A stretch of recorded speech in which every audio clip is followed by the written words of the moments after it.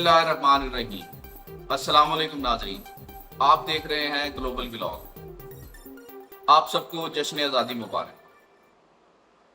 इमरान खान साहब ने कॉल दी थी, निकलें। पाकिस्तान तहरीक इंसाफ का और पाकिस्तान का परचम उठाकर निकलें। और फिर अली अमीन गंडापुर ने भी वीडियो बनाकर पाकिस्तानी अवाम को पैगाम भी दिया कि निकलें अब।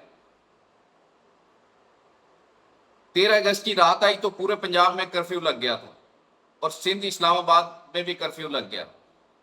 खैबर पख्तूनख्वा के लोगों को तो फिक्र थी नहीं, वहां तरीके इंसाफ के झंडे बिक रहे थे और बड़ी तादाद में लोग भी खरीद रहे थे। खैबर पख्तूनख्वा में लोग सामने बेचते हैं और पंजाब में छुपा के बेचते हैं। पाकिस्तानी परचम की खरीदारी के बाद सबसे ज्यादा झंडा पाकिस्तान तहरीक इंसाफ का खरीदा गया। इमरान खान ने जब कॉल दी तो लोग निकल तो गिरफ्तारियां शुरू हुई। पुलिस की नफरी ने पकड़ना शुरू कर दिया। सैकड़ों अफराद को पंजाब और इस्लामाबाद में गिरफ्तार किया गया। पहले पाकिस्तान तहरीक इंसाफ के रहनुमा आमिर मुगल को गिरफ्तार किया गया, लेकिन बाद में जैसे जैसे लोग निकलते रहे एक वक्त आया कि पुलिस ने हाथ खड़े कर दिए। पुलिस ने कहा, जी हमारे बस से बाहर है, अब हम इनको नहीं रोक पाएंगे। ये आम आवाम है और बहुत बड़ी तादाद में लोग हैं। अब हर बंदा तो पाकिस्तान तहरीक इंसाफ का झंडा लेकर तो नहीं निकला ना, लेकिन हर बंदे के दिल में जो मौजूदा हुकूमत है इसके खिलाफ गुस्सा बहुत है कि उन्होंने हमारी कमर तोड़ दी है, महंगाई कर दी है, बेरोजगारी कर दी है, गवर्नेंस बिल्कुल तबाह कर दी है, रूल ऑफ लॉ नहीं रहा, आज़ादी इज़हार राय इस मुल्क के अंदर नहीं है, कोई चीज इस मुल्क की ठीक नहीं चलने दी। इन्होंने इस मुल्क को IMF के सामने गिरवी रख दिया, यानी मुल्क की हालत ये कर दी कि अपने मुंह से कहते हैं कि दिवालिया हो गए, हमारे पास तनख्वाहें देने के पैसे नहीं हैं। और फिर जुल्म और बर्बियत उन्होंने की है, जाली मैंडेट बनाया है। इन सारी चीजों की मौजूदगी में पाकिस्तानी नफरत करते हैं इनसे।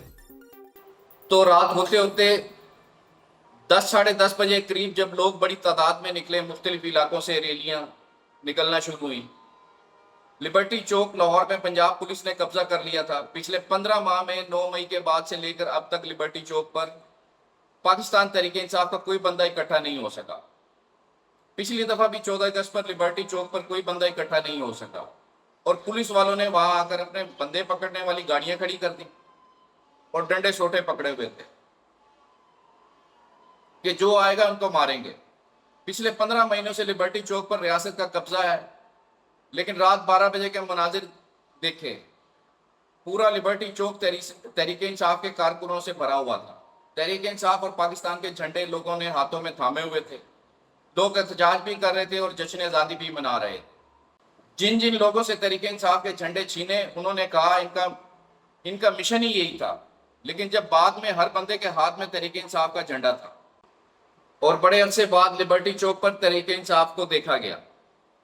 रात 12 बजे के बाद सोशल मीडिया पर पूरे पाकिस्तान में बड़ी बड़ी रैलियां देखने को मिली।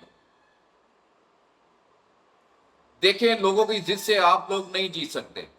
जब बार बार आप एक चीज करते हैं, लोग जिद में आ जाते हैं। पाकिस्तान तहरीक इंसाफ के मीडिया सेल ने एक ऑडियो पैगाम रिलीज किया है इमरान खान की आवाज में, कौम के नाम पैगाम दिया है जेल से, जिसमें इमरान खान साहब कहते हैं, मेरे पाकिस्तानियों, इंतहाई अहम और नाजुक मोड़ पर मुल्क खड़ा है। आज़ादी के 77 साल बाद भी मुल्क शराफिया के कब्जे में है, जिनके असासे, उनके बच्चे और कारोबार सब कुछ बाहर है। वो लूट मार करने के लिए आते हैं और गरीबों का खून चूस रहे हैं। बांग्लादेश ने अपनी पूरी छोटी सी तारीख में आज़ादी हासिल की है।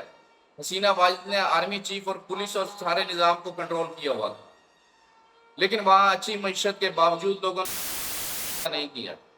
खालदा जिया को गिरफ्तार किया गया, वहां पर उन्हें इलेक्शन नहीं लड़ने दिया गया, मगर पाकिस्तान तहरीक इंसाफ ने सख्त पाबंदियों के बावजूद इलेक्शन लड़ा और सबसे ज्यादा अक्सरियत हासिल की।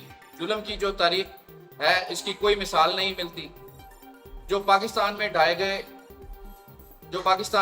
गए हैं, जुल्म की जो तारीख है उसकी कोई मिसाल नहीं मिलती, जो पाकिस्तान में ढाए गए हैं।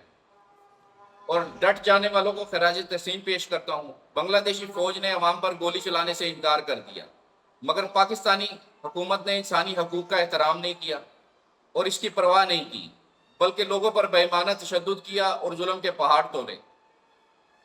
یہاں حکومت اپنی ذات اور مفادات کے لیے قانون سازی کرتی ہے۔ جعلی حکومت چیف جسٹس کے ساتھ مل کر ایسے قانون بنا رہی ہے جس سے آئین کا وجود خطرے میں ہو جائے گا۔ یہ لوگ آزاد عدلیہ کو غلام بنانا چاہتے ہیں، جس سے عدلیہ مکمل تباہ ہو رہی ہے۔ لوگ مایوس ہو رہے ہیں۔ پاکستان میں نوجوانوں کا مستقبل تباہ ہو رہا ہے اور امید ختم ہو رہی ہے۔ اور میری کال کے لیے تیار رہنا، حقیقی آزادی کے لیے۔ پاکستان زندہ باد۔